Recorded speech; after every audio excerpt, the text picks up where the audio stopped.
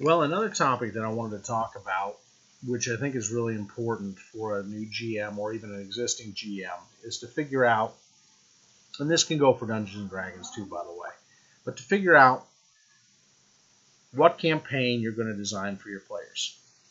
Now, a piece of advice, and again, I've been at this for 3 years with Pathfinder GM, and with GM for other games, probably another 17 to 20 years. And this is what I would say in all the things that I've learned.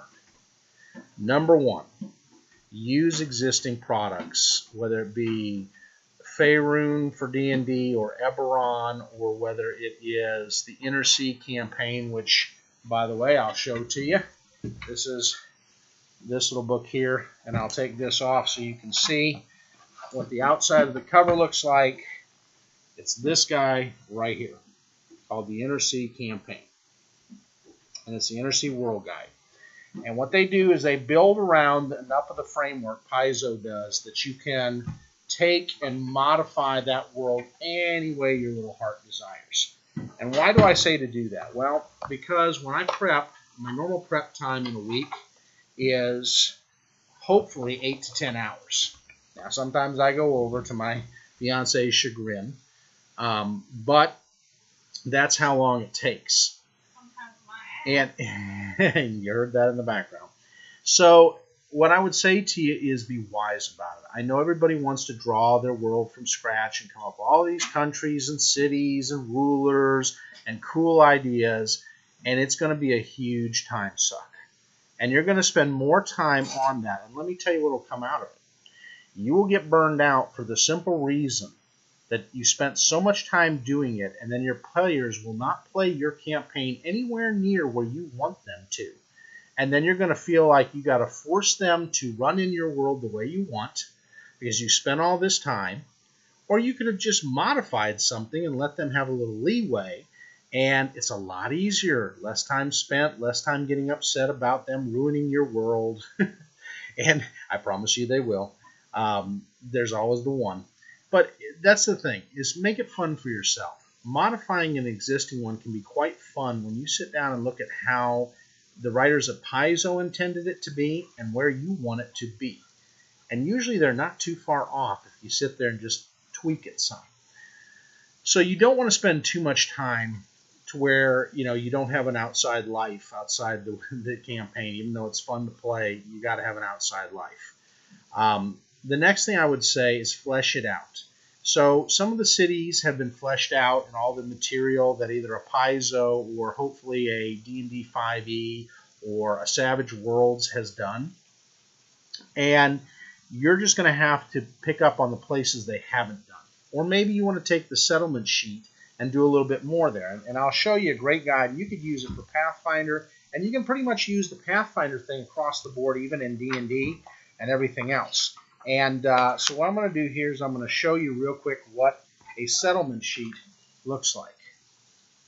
You see? It gives you modifiers, information. It gives you key economics and notable NPCs. They even have a campaign sheet in the GM's guide where you can write out key things about the campaign. And it's all ready for you. And all you have to do is make some copies. I also suggest copying the section of the world where you have them adventuring in. That way you can mark it up outside of your books, keep your book good, and then you can draw in maybe some cities that weren't put on there that you'd like to see in there, or you can incorporate somebody else's material like a Freeport from Green Ronin, and you can put the city of Freeport on there so it matches up to where your world is. And that's always really nice to do. And then the notable NPCs, I would say focus on the ones that the characters are going to meet or will play a part in either helping or limiting the character's advancement in that world.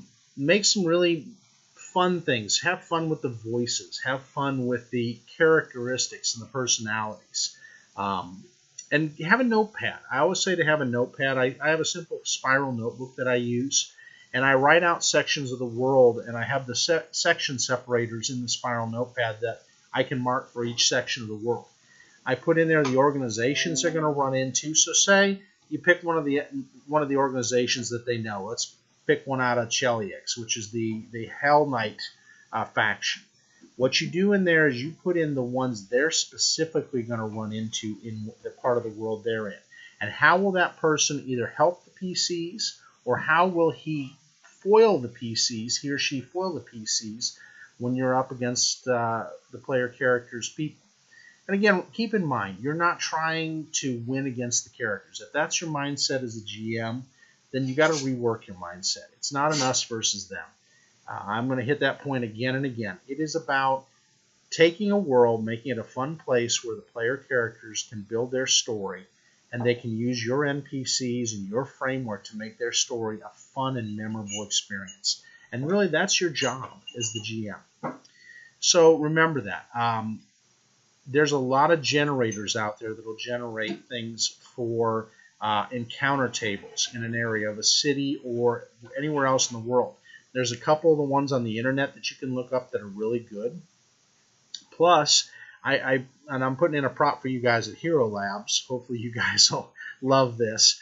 The Hero Labs software has come so far that you can design your whole campaign using the Hero Labs architecture. And I do. And I just figured out where the NPC table creator is, and I'm loving life.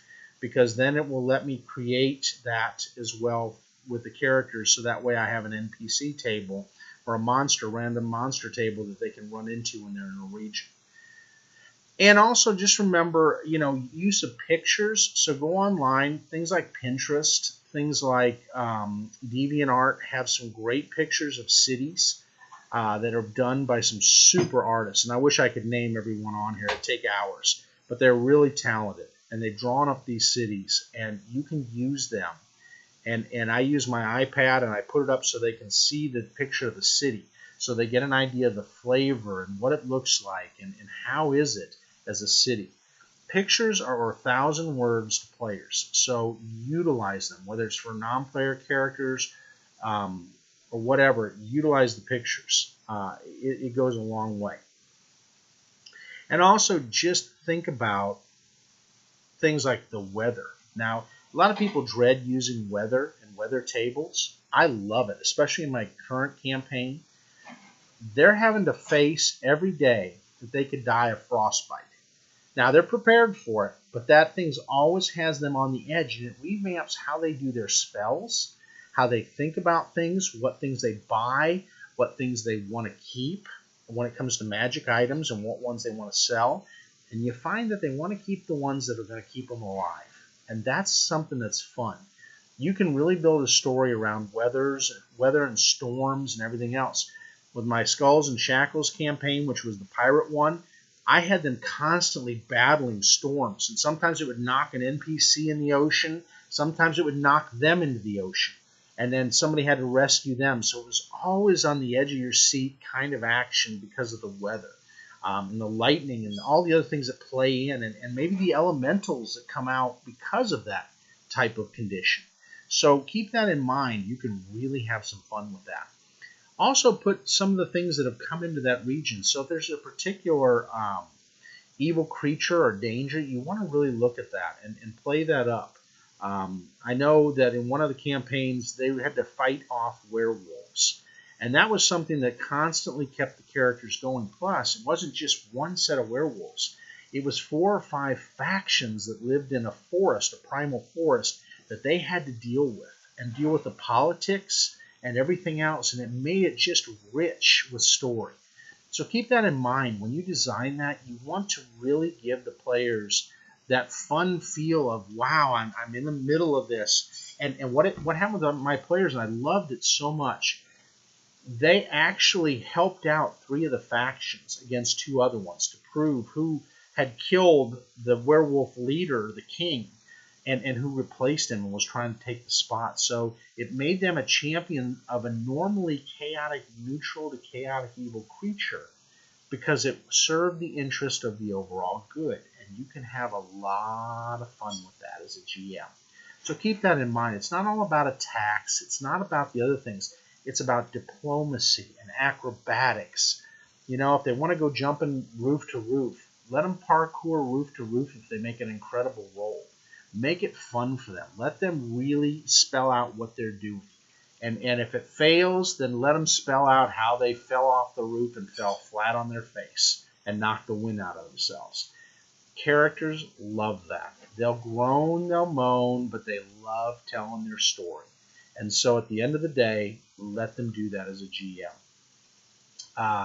Don't be afraid to invest a little bit in books. Books are scary sometimes because you look at them and cover to cover, you got 400 or 500 pages. And you're going, oh my Lord, how am I going to get through this? All that's doing is giving you options. Know the certain parts of the mechanics that are important. Let the players teach you the things that you don't know. That's also fun. And I think for me, I've learned a lot of the mechanics because of what my players knew. And if something didn't sound right to me, I went back and I'd look at it, and then I'd find out, well, by gosh, they're right. And I would tell them that, you know what, Scott or John or whoever, you're right. I was wrong about that. And you know what? We're going to do it from that way from now on. I think that kind of openness breeds a real camaraderie where the players see that you're not the know-it-all sitting behind the screen, that you're the storyteller and you're just trying to make their experience really fun and great. So those are some of the things that I would recommend to you. Just keep that in mind.